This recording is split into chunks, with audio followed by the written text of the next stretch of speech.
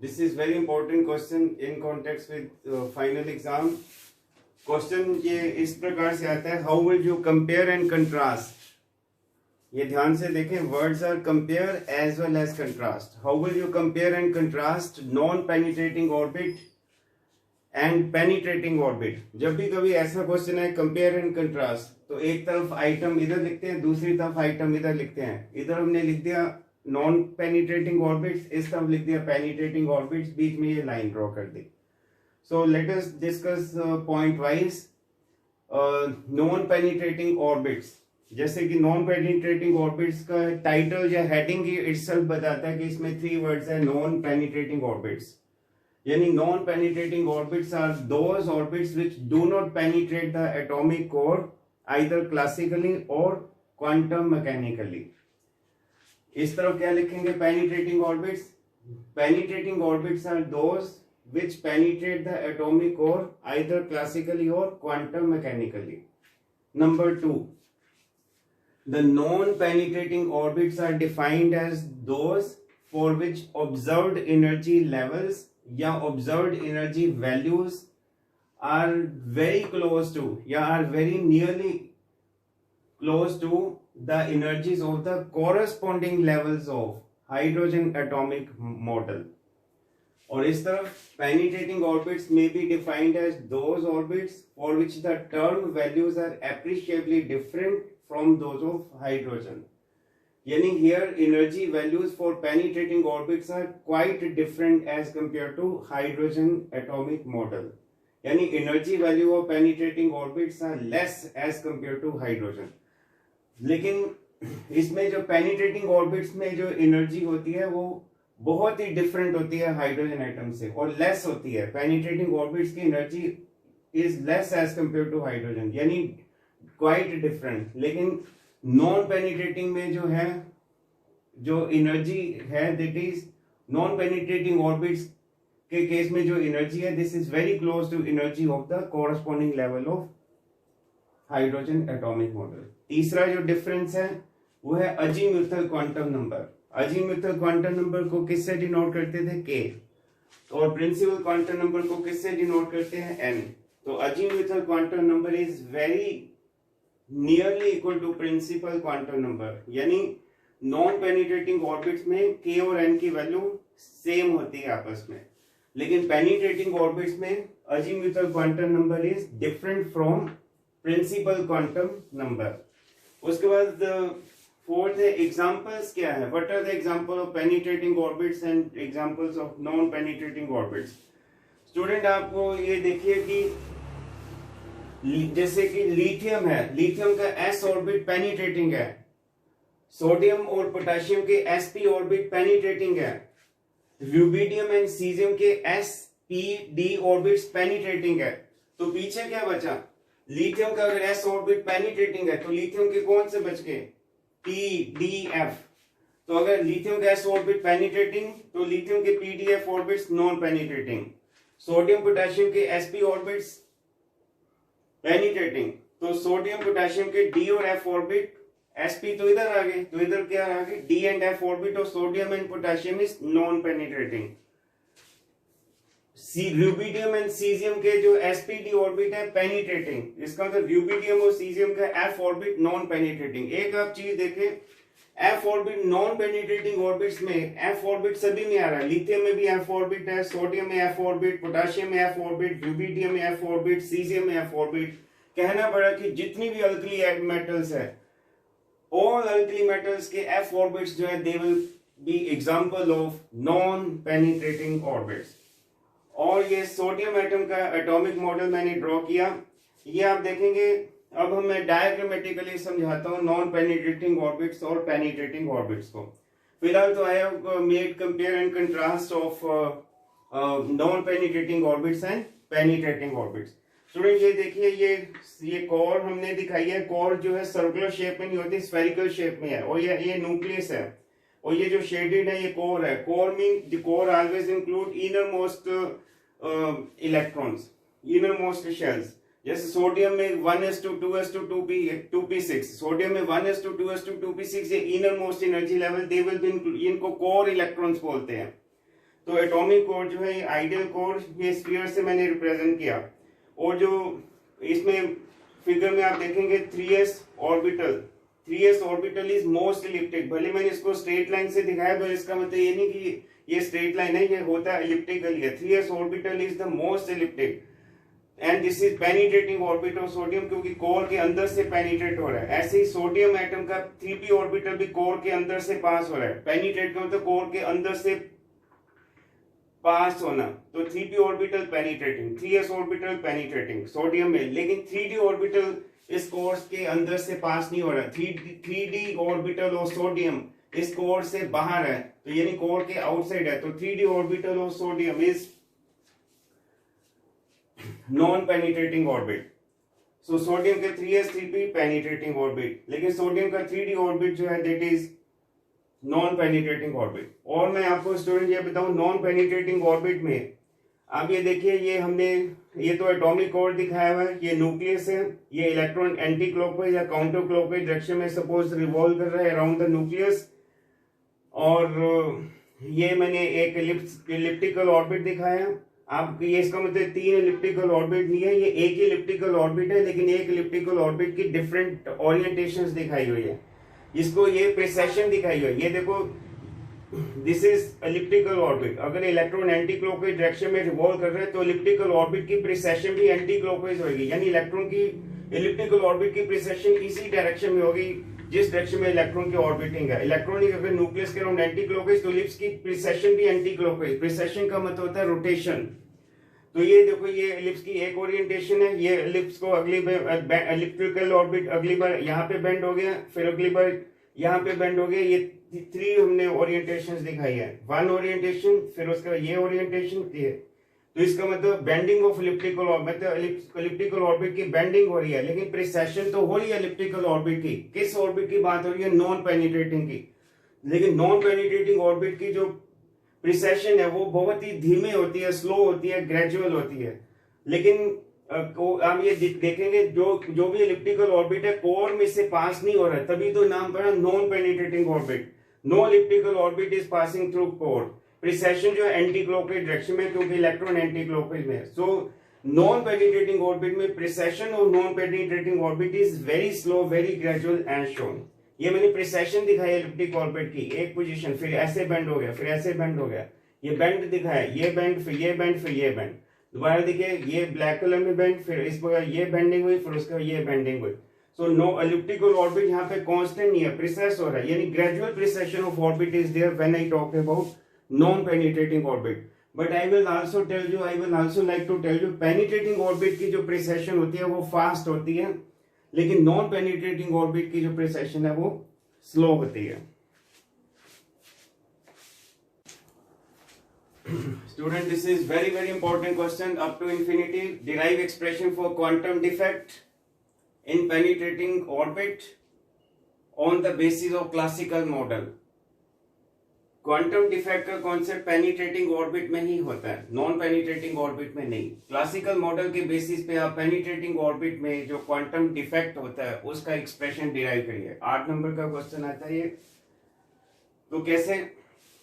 पहले तो penetrating orbit को हम बनाएंगे। ये मैंने आपको एटॉमिक कोर दिखाया जिसके अंदर शेडिंग की है, वो एटॉमिक कोर है। एटॉमिक कोर का जो रेडियस है वो रो है, विच इज कांस्टेंट। और ये इलेक्ट्रॉन का मोशन दिखाया हुआ है। This is valence electron penetrating an ideal core. ये देखिए ऐसे जा रहा है। इसके बाद ये देखो, ये कोर के अंदर ये पेनिट्रेट हो गया, ये है कोर के अंदर पेनिट्रेट हो, इतना हिस्सा इलिप्स का अंदर है। ये देखिए, this much part of elliptical orbit is inside the core. लेकिन ये इलिप्स पूरा नहीं बन रहा क्योंकि ये कोर के इनसाइड है, और इतना हिस्सा जो है इलिप्स का वो कोर के बाहर है। ये भी इलिप्स नहीं बन रहा, पूरा नहीं बन रहा। यानी complete ellipse is neither formed outside the core, complete ellipse is nor complete ellipse is formed inside the core. So Z suffix I into little e इसको बोलते हैं effective nuclear charge inside atomic core, and Z suffix O into little e क्योंकि एक inside core है, एक outside core है। ये outside core के बाहर का मतलब ये core के बाहर है, ये चीज ये core के अंदर है। So Z suffix O little e is effective nuclear charge outside the atomic core. Little e वही है बेसिक चार्ज, मिनिमम चार्ज या least charge. So potential energy of electron outside the spherical shell या outside the atomic core, यानी electron की potential energy outside the spherical shell या outside the atomic core कितनी होगी? Potential energy का formula outside the spherical shell आप जानते हैं पॉइंट चार्ज की तरह बिहेव करता है। पॉइंट चार्ज में पोटेंशियल एनर्जी, जैसे पोटेंशियल का फॉर्मूला पॉइंट चार्ज में क्या होता है? Q/4 पे epsilon 0 r। Outside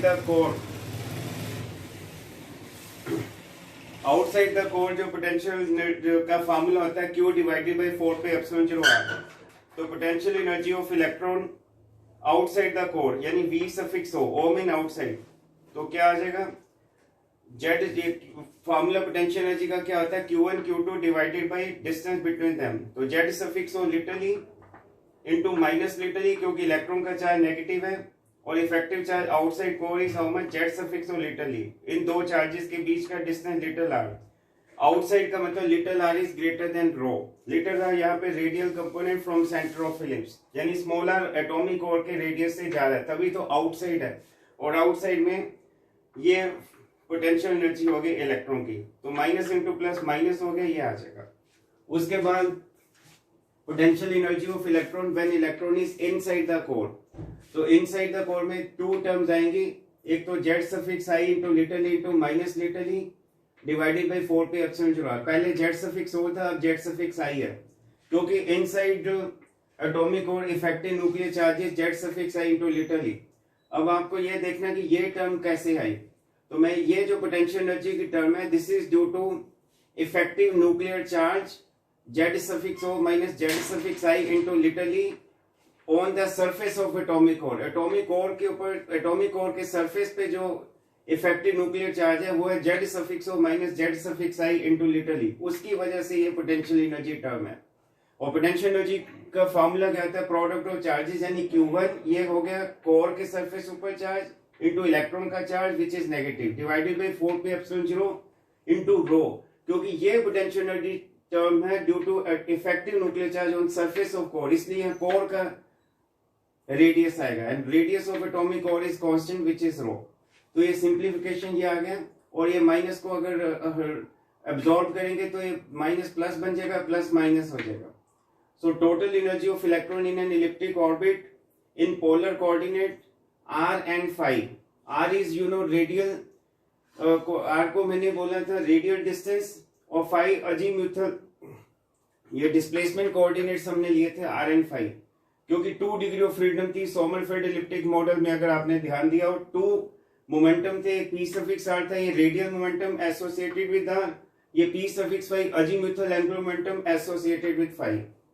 so total energy of electron in elliptic orbit in terms of polar coordinate is capital E, which is total kinetic energy plus potential energy. This is general expression. M stand for mass of electron. P suffix r फिर मैं remind करा दूं, radial angular momentum, P suffix phi is azimuthal component या angular component या फिर orbital angular momentum. So Wilson Sommerfeld quantization condition I also told. First condition या first integral is close integral P suffix phi d phi is kh, k is Sommerfeld azimuthal quantum number, h is Planck constant। जब ये circle हटेगा तो limit 0 से 2 पाई solve करके, क्योंकि P suffix phi is angular orbital angular momentum which is constant is pulled outside the integration, simplification gave rise to this। And Wilson Sommerfeld quantization second condition is, या second integral is close integral P suffix r dr equal to rh। r is a radial quantum number, k Sommerfeld azimuthal quantum number, k की minimum value 1 होती है, 1 से start होती है, k is never 0। Now total energy inside the atomic core, inside इसलिए मैंने E suffix I लिख दिया। Total energy inside atomic core is kinetic energy which I just told you plus potential energy inside the atomic core is this. Please ध्यान दें, potential energy atomic core के inside potential energy कैसे लिखेंगे, ये बहुत ध्यान से लिखना। ये वाली term I have tried to make you understand. और ये पोटेंशियल एनर्जी इनसाइड, ये kinetic energy, potential energy inside ये आ गया माइनस, और ये प्लस वाली टर्म आ गई।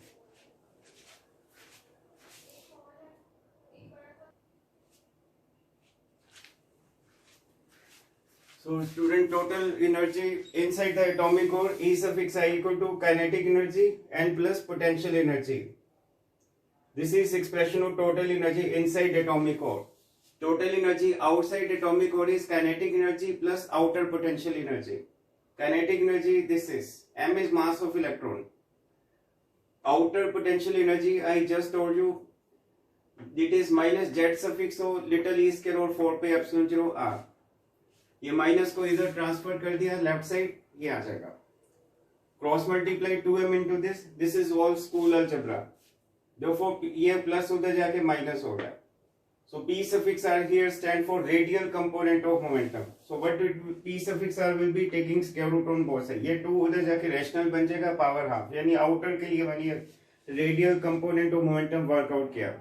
Now I am to work out radial component of momentum inside. Total energy inside atomic, और ये अभी भी एक्सप्रेशन बॉटम पे आप देख रहे हैं लिखा है, प्लीज देखिए, विजुअल करिए. Total energy inside the atomic core, kinetic energy and this potential energy में दो टर्म आती है. तो ये माइनस इस तरफ आगे प्लस हो गया, ये प्लस इस तरफ आगे माइनस हो गया, और ये काइनेटिक एनर्जी वाला टर्म मैंने राइट साइड रिटेन किया. क्रॉस मल्टीप्लाई किया जैसे उसमें किया था आउटसाइड में, 2m इस तरफ आ गया, और फिर ये प्लस p5 और p सफिक्स 5 स्क्वायर और r स्क्वायर उधर जाके माइनस हो गया, is equal to p suffix r square. Taking square root on both side, तो radial component of momentum for inside आ गया. ये आउटर के लिए, ये इनर के लिए. रेडियल कंपोनेंट ऑफ मोमेंटम के दो एक्सप्रेशन आप वर्कआउट करेंगे, एक आउटर के लिए, एक इनर के लिए. उसके बाद हम Sommerfeld Wilson Sommerfeld quantization condition लगाएंगे सेकंड इंटीग्रल, यानी close integral p suffix r dr is rh. r is radial quantum number. Call this as number 2, this as number 1, this as number 3. तो एक बार इस 1 को 3 में पुट करेंगे, एक बार 2 को इस 3 में पुट करेंगे. विल्सन सोमरफेल्ड क्वांटाइजेशन कंडीशन को लगाएंगे. सो p सफिक्स r जो आउटर के लिए मैंने यहाँ पे रख दिया, आउटर के लिए p सफिक्स r ये यहाँ पे रख दिया, और ये dr is equal to rh, क्योंकि आउटर है तो r सफिक्स o, यानी r suffix o mean outer radial quantum number. इस पूरी चीज को मैंने r सफिक्स o से डिनोट कर दिया. dr से, dr is variable of integration. इस dr से जो भी पहले चीज है, ये वाली चीज, इसको I have denoted it by capital R suffix o. o suffix o mean outer. फिर हमने यूजिंग 2 इन थर्ड, फिर विल्सन सोमरफेल्ड क्वांटाइजेशन कंडीशन जो सेकंड इंटीग्रल है, 2 को उस पे फिट किया. इस p सफिक्स r जो कि इनर के लिए है, उसको इसमें डाल दिया है. देखिए ये p सफिक्स r की वैल्यू यहाँ पे रख दिया, और आगे dr is equal to r into H. But r suffix i मैंने इसलिए डाल दिया ताकि ये मुझे ध्यान रहे, मैं इनसाइड वाले रेडियल कंपोनेंट ऑफ मोमेंटम की बात कर रहा हूँ, तो ये इनर रेडियल क्वांटम नंबर है. h is Planck constant. इस पूरी चीज को जो है डिनोट कर दिया मैंने, dr से जो भी पहले इस पूरी चीज को डिनोट कर दिया कैपिटल R सफिक्स i, इसको डिनोट किया कैपिटल R सफिक्स o, इसको डिनोट किया capital R suffix i. Now total quantum number to be associated with R suffix o and R suffix i will be as usual given by, आप जानते हैं, n is total quantum number which is sum of radial quantum number and Sommerfeld azimuthal quantum number. तो n is equal to k plus r. तो n suffix o क्या आ जाएगा, k plus r suffix o. k तो Sommerfeld azimuthal quantum number है, r suffix o corresponding n suffix o, r suffix i corresponding n suffix i. k पे suffix नहीं लगेंगे, k is Sommerfeld azimuthal quantum number. Now ये दो मैंने conditions अभी आपको डिराइव की थी, एक फोर्थ एक फिफ्थ. फोर्थ और फिफ्थ को देखिए. फोर्थ में close integral r suffix o dr, fifth में close integral r suffix i dr.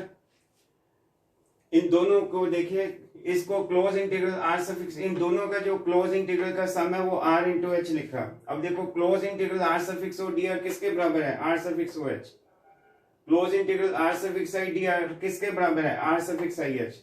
इन दोनों का जो सम है that is equal to r h. h से h cancel, therefore outer radial quantum number plus inner radial quantum number is equal to r.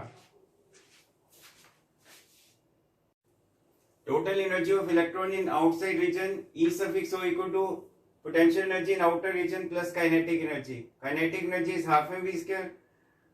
Potential energy in outer region I have just told you. Bohr atom model I have already told you. Centrifugal force is provided by force of attraction between nuclear charge and electron. Therefore, एक are cancel हो गया तो M we square आ गया। मुझे kinetic energy चाहिए तो half से दोनों तो मल्टीप्लाई कर दिया। So total energy of electron in outside region is E suffix outside region में, यानी total energy in outer region कितनी हो जाएगी,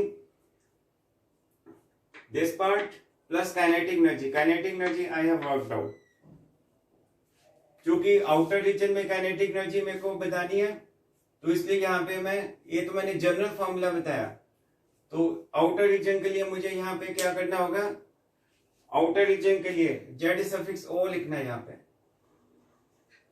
और यहाँ पे जो है जेड सफिक्स ओ आ जाएगा आउटर रीजन में। तो ये क्या आ जाएगा, ये जेड सफिक्स ओ, ये जेड सफिक्स ओ, तो 1/8 माइनस 1/4 इज माइनस 1/8।